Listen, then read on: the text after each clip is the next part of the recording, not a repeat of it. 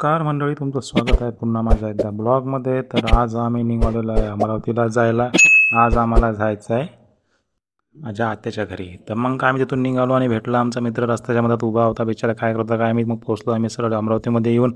हा सांगा चौक कुठचा असेल, जो ज्यांनी कोणी ओळखले असेल त्यांनी कमेंट्स करून सांगा की हा कुठला चौक आहे म्हणून.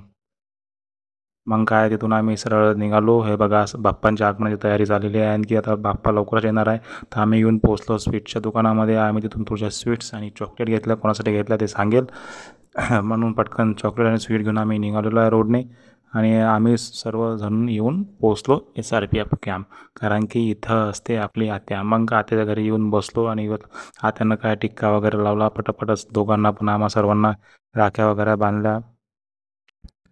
वगैरे बांधल्यानंतर सर्वांना मग हे बघा आपली भाषी आहे, खूप मस्त खेळत होती इकडे तिकडे. याच्यासाठीच आपण चॉकलेट्स आणि हे आणल्या होत्या मस्त.